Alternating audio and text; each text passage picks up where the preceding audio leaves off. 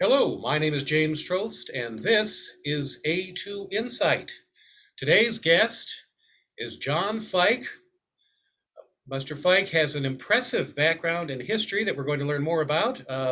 Just as an aside, I know Professor Fike from my time as his student, as I'm getting my master's degree at Eastern Michigan, where he taught many courses on nonprofit management. But that's just the beginning of this very interesting man's life. And so, without further ado, I'd like to welcome John Fike to A2 Insight. We're glad to have you here. Thank you, Jim. It's great to be with you. Great. Well, I want to start out like we always do, is to get our audience to know a little bit more about you, your background, where you grew up, early influences, and let's get you through college. Okay. Very good. Uh, I'm a small town guy. I grew up in small towns in Pennsylvania, principally Waynesboro and Huntington. I also grew up on a couple of college campuses. I have a good deal of college administration in my background, in my family, my father, my mother, and so forth. But I also was able to attend Mount Herman School for high school, and so that really began my education, I think, and prepared me for college, which was Juniata College. I graduated there in '65.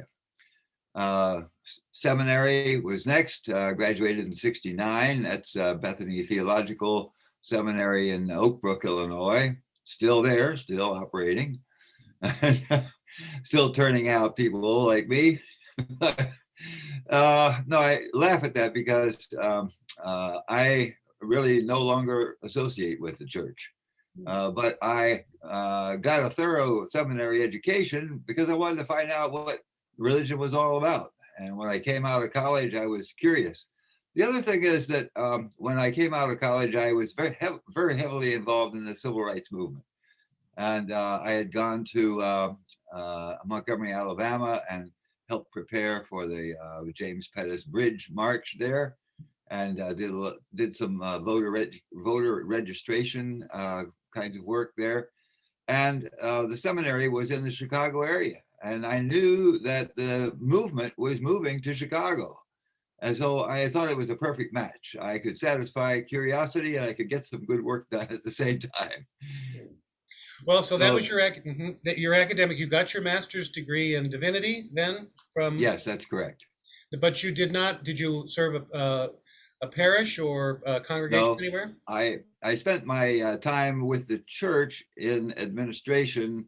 Uh, I was asked to create a media facility for the denomination, and so their headquarters was in Elgin, not that far away from Chicago.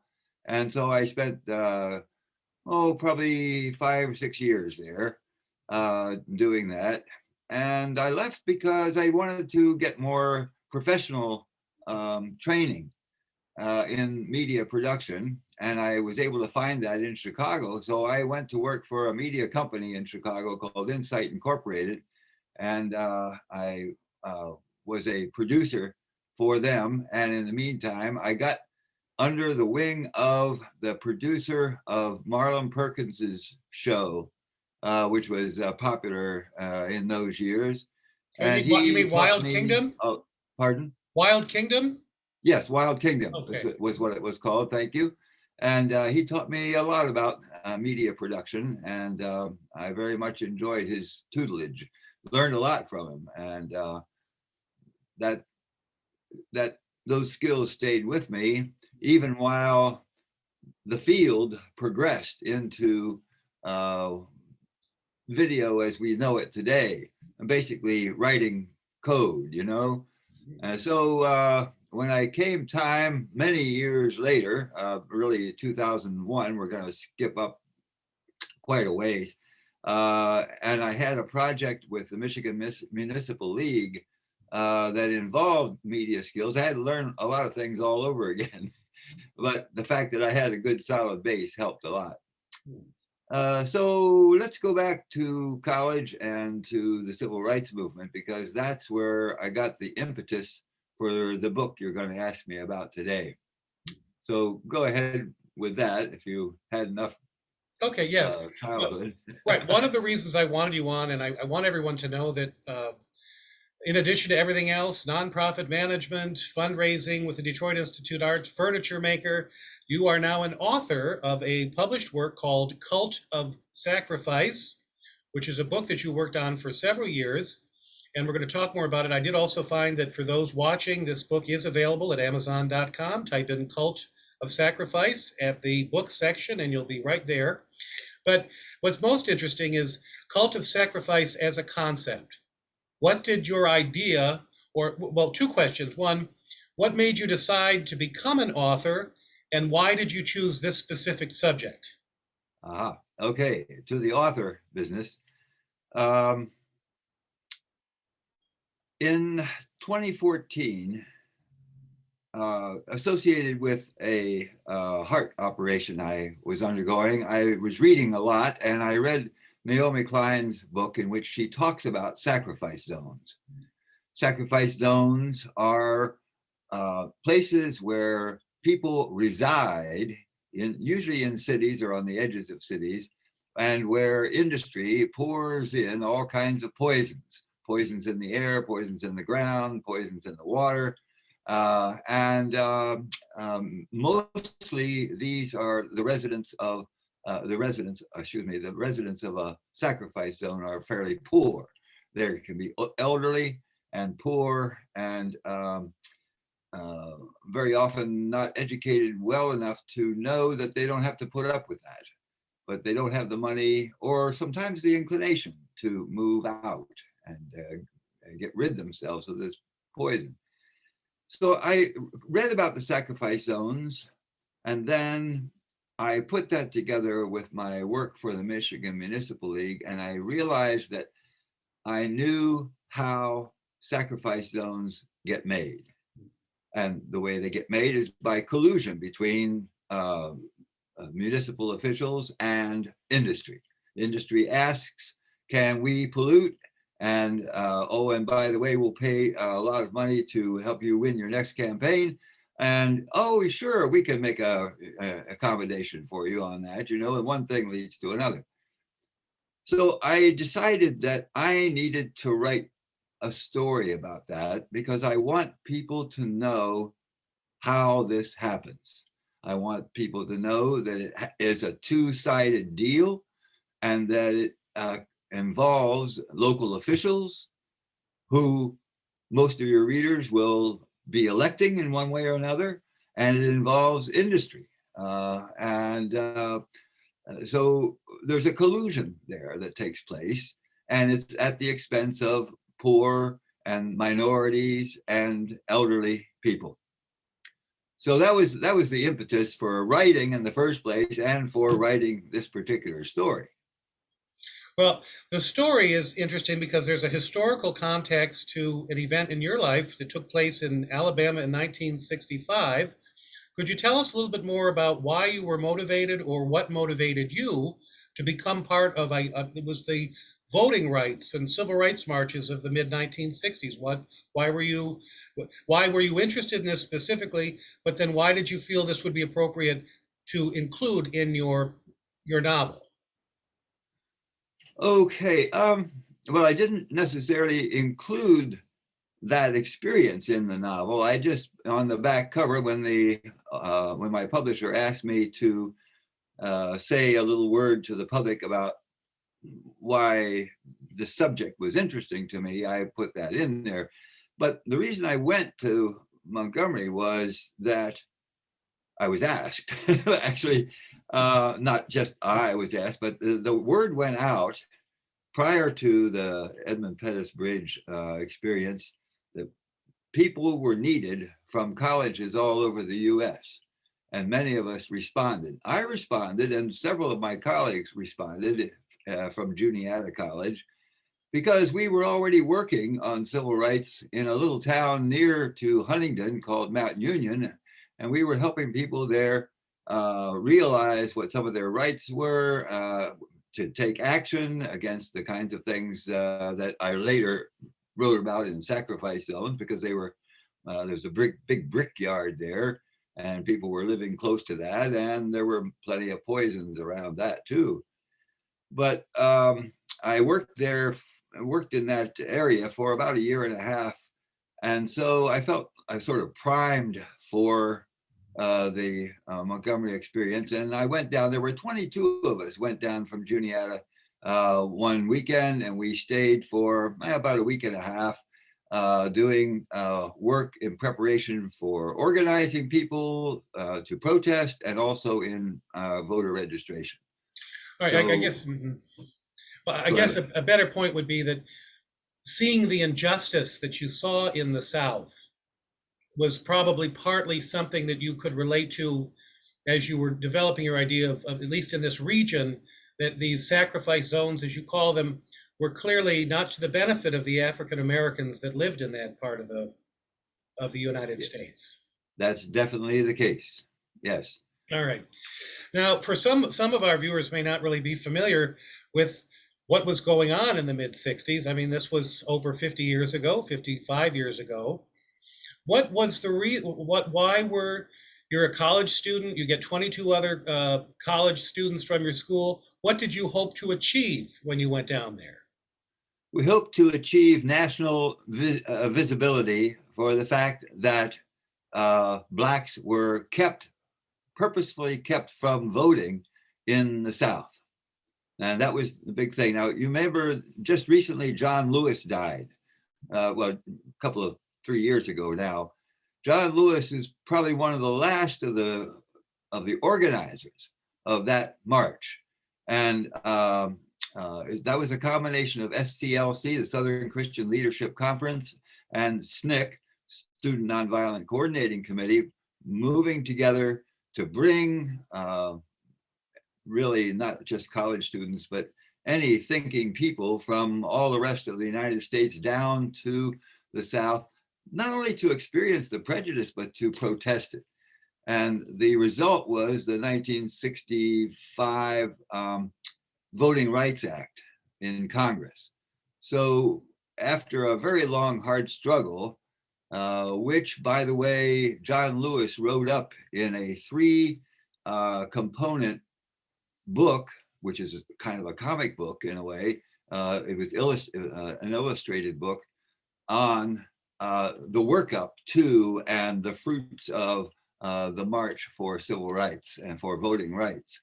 And so if you can go to Amazon.com to get my book, also get John Lewis's book, and you'll get the full story on how that civil rights movement progressed from organizing people to voting rights to Congress and legislation. All right. Well, you've given us an interesting overview of the reality of your own inclusion into the civil rights movement. You've told us a little bit about how corruption is endemic, apparently, in city government between industry and local officials. So that gives us a setup for your novel, Cult of Sacrifice. So would you kind of just give us more of a general idea of what the book is about and why I, as a reader, should consider giving it a shot? Okay. I wouldn't say that corruption is endemic. I would say that corruption is frequently chosen for monetary reasons. Okay. Now, that gets into a reality of political life. You've got to get reelected. You have to do a campaign. You have to find money. So here's a guy that comes into your office and says, I'll give you the money you need for your campaign, or part of it, and you give me license to dump on people. It's not exactly the way they put it, but everything has, very nice language about it.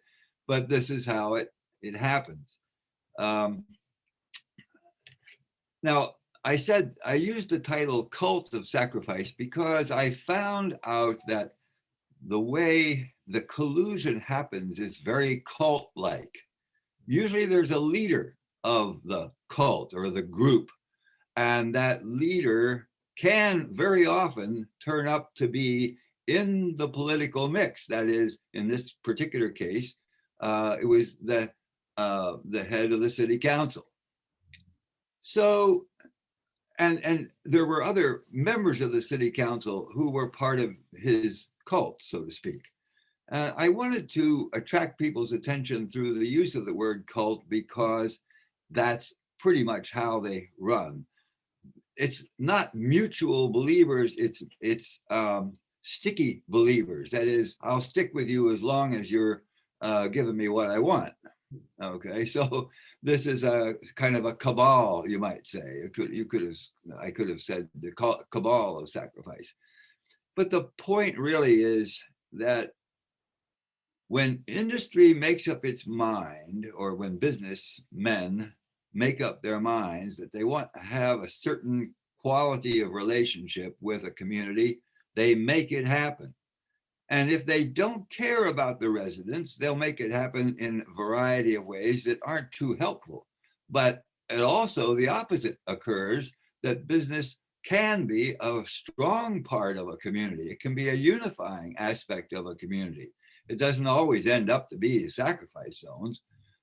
So we have to make a distinction as citizens between the business people, if you will, that have the city's residents in mind and have this and are boosters for the people rather than just themselves. And then there are those, and some people like to say bad apples in the barrel and so forth. I don't particularly believe that, but I think every decision is, a personal one, that some just really don't care that much. Just give me what I want. I'd like to make as much money as possible before I go off this, shuffle off this mortal coil. And I just want to do it my way. Okay, so there's some of those around, and that's where we get into trouble, not regulating. Mm-hmm. But so I guess it's not all government is bad. It's that business wants what it wants, but sometimes not caring about the residents can lead to not caring about regulations or the health of the people, things that get in the river and the water and contamination that we learn about 30 years later. It's that kind of health mainly. That's very true. To put it another way, 100 years ago, we were already polluting, but we didn't know it. But there's two things, Jim. One factor is individualism. We are individualists in this country, and we believe in liberty or freedom. And we often interpret that as freedom to do what I want to do, whatever it is. Okay. But the other thing is industry is a part of any community. We need industry. We need the economy. And we are a part of a capitalist economy for which now, after we've learned how to do this, growth is absolutely sacred. We have to have growth at any means. And the other thing is that we don't account for the waste that we make in our industrial process. So here's an industry, let's say a plastics industry, let's say a cement industry, people who are using various sorts of chemicals.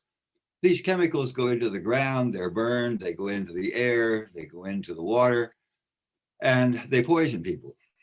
Okay, so the fact is that nobody is accounting for the cost of the waste. We like to throw things away. We're individualists and we like to throw things away, but there is no away. It never goes away. It always comes back to haunt us, to poison us. But we didn't know that until about 25 years ago, when we began investigating where all these chemicals go and how they seep through the ground and how they are pushed out into the water through pipes, and then the water doesn't actually recover. Okay, so we're learning, but industry is slow to learn, and so we have to have the use of government bodies to regulate industry in their production of waste and in their accounting methods, because waste is a huge cost.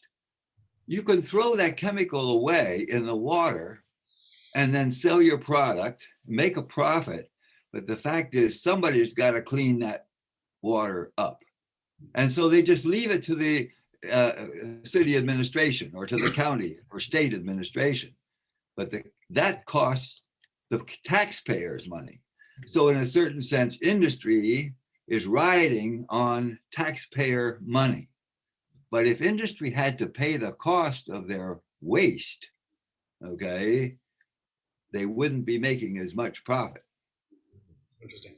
Well, could you give us just a brief plot of your novel, of what it wrote? I guess in some ways, given your knowledge of government, local government, how industry and government interact, give us a little bit. I mean, who the protagonist of this book? Are the good guys the government, or the bad guys industry? What's give us a brief synopsis of your novel? Okay, here we have Harvey Davenport. All right, he's an ordinary citizen. He happens to be a photographer, but he's about ready to retire when we open the book. And he wants to do something in retirement that will help his community. So his friends and neighbors encourage him to run for office as city council. So he runs, he gets elected. Wonderful. First city council meeting is the budget meeting. It's in January of the first year. So he looks at this new budget and he has some questions about it. How did we get here? And how does this compare to last year's budget? And it happens that the treasurer's brought along 10 years worth of budgets, and he gets to looking at that and he says, well, how come we're not raising our salaries? How come we're not raising our taxes? Because we're a growing community. We've grown 35% a year for the last 10 years. How come we're still at the budget that we had 20 years ago? And that raises lots of steam among the business people who are also on the council, members of the council. And so they have a kind of a fight about this. But Harvey says, look, let me come back in a week or two with a new budget, and I'd like to show you where we probably ought to be. And so he does that, and he makes some inquiries around, and he gets his ducks in a row, and comes back with a budget, and they defeat it. So now he knows something's up. And a couple of months down the road, he's in a session where he's asked to approve a measure to place a waste processing facility down in the ghetto, okay, in a place called the Bottoms. It's in an industrial area that is attached to a residential area. So he says, wait a minute, you're going to add more pollution to what's already down there? And they say, oh, it's not our fault, it's the federal government's fault. The brownfields will pay for this thing. It keeps our cost of it down from 5 million to 2.5 million or whatever it was. And we have got to put it right there because that's a way they're going to clean up some of the brownfields pollution. And Harvey says, wait a minute, you're going to put in more pollution because the government's going to give you money. And so they have this other big fight about it. And so Harvey gets together with some of the people in the Bottoms, and they end up having a public demonstration about this. Let's put the waste facility in an area where nobody is going to be harmed by it.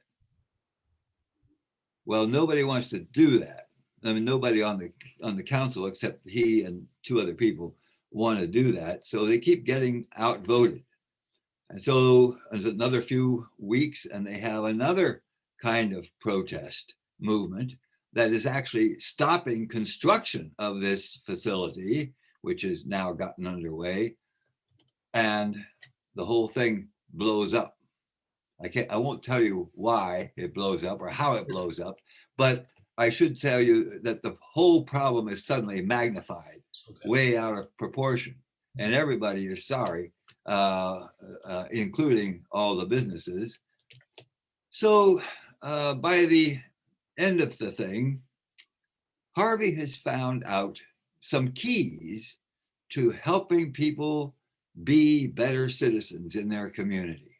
Hmm. And that's part of the plot that I won't share with you right now, but just simply to say that through his work and the work of many other people in the city of Westfield, they learn how to create change that everybody can support. And the key to it is dialogue, not collusion, but dialogue. So we get everybody's needs, wants, and values in line, and we know what we can do, what our common goals are, and so forth. So that's basically how it works. Mhm. So again, you've got a long history of working between governments in the nonprofit area, in the academic world. Will the reader come away from this book being entertained, or is there a specific message you'd hope that would be conveyed about? I mean, he was talking about the importance of dialogue, but is is that when I finish, if someone finishes reading this book, what do you want them to take away? Not with a specific plot, but something positive for them after reading your work? Yeah, the positive thing is that there's a way to make radical change in a community and make it smoothly. All right. Okay, it's not, I shouldn't say smoothly, but because change is never really smooth, but you want to have people with you. You want to have people understand why they're agreeing to be regulated, for instance, the business community. Okay, so we have to get people together, business people, non-business people, academic people, city government people, all together to say, what do we want our community to be? And then they have to go through that process. And so there is a way to do radical community change without being radical. Hmm. That's the theme. All right, that's.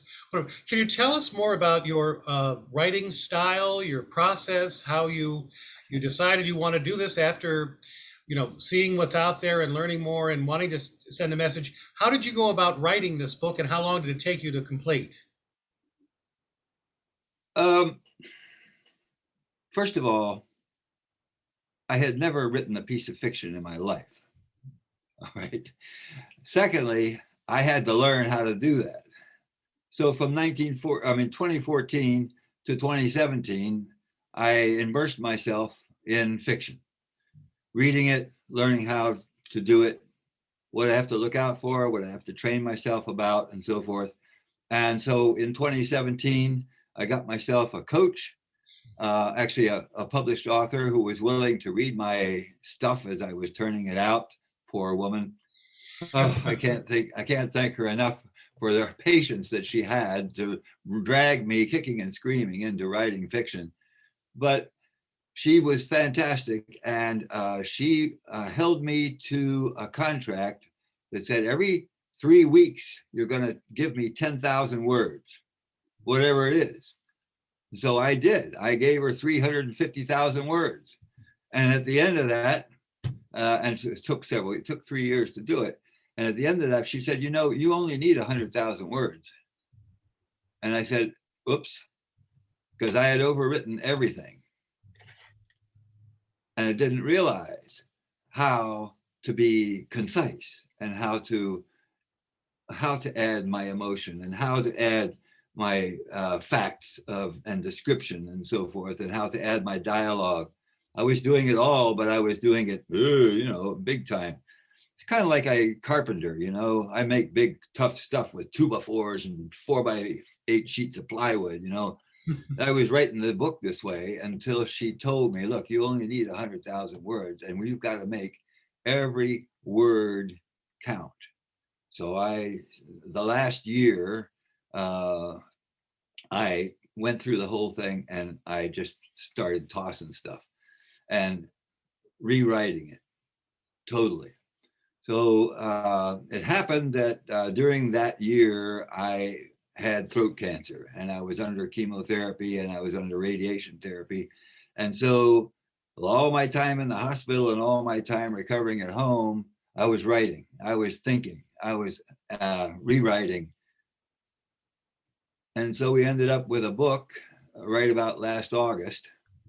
And so by the end of September, I had my publisher chosen, and we had a contract. And so I started on the next book. So now my writing discipline is from 6:30 or 7 o'clock in the morning till about 1 o'clock in the afternoon.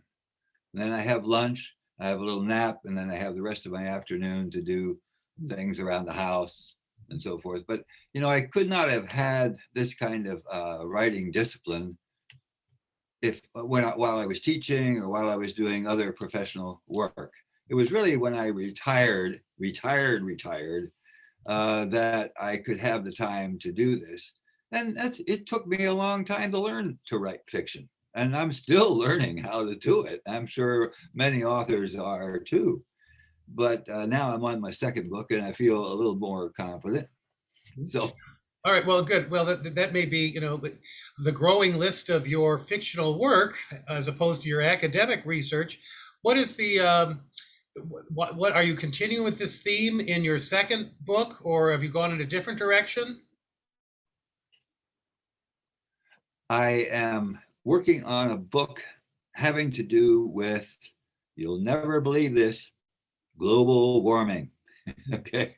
Okay. All right. You and I have talked about this a number of times.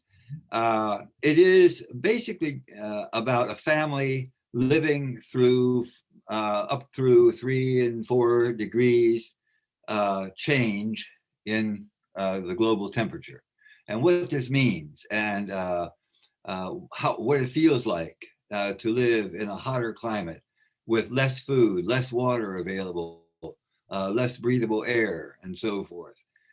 So that's pretty much where we are at the moment. We've got our plot pretty well lined out. We're getting our characters together, and I think it's going to be a better book. Mm-hmm. Great. Well, I just wanted to say that I've enjoyed reading Cult of Sacrifice. And look, have you got a title yet for the second novel, or does that come later? That'll have to come later. I started out with Marching to Armageddon, but somebody already took that a couple of centuries back. And so I now have to figure out, but a lot of it has to do with kicking the can down the road and not getting to the point where we could make those critical changes, because in order to stop global warming, we have to change our economic system. Nobody wants to do that. That's a difficult thing. And now the globalization has spread that around the globe. Everybody's getting rich. No, only a few people are getting rich, but everybody's getting into the act of it, and we're all learning to live with it and live on it. So changing it and coming into a situation where we're no longer putting carbon dioxide into the atmosphere at the huge rate we're doing. I mean, talk about megatons. We are pumping gas into the atmosphere at such a rate that hasn't been seen for 160 million years. Well, with that optimistic note of your future work, I'd like to thank you for appearing on A2 Insight today, Professor Fike. Would recommend. I have read Cult of Sacrifice. It's a wonderful book. I can recommend it for folks. It's wonderful to see you enjoying your career as an author. Moving on, it didn't dissuade you from continuing in the world of fiction. And I think the world is very blessed to have you in it. So continue writing. You're a wonderful author, and I want to thank you once again for being on A2 Insight. Thank you very much, Jim. It's great to be with you. Thanks for having me on your show. You bet. And for A2 Insight, until next time, I'm James Trost.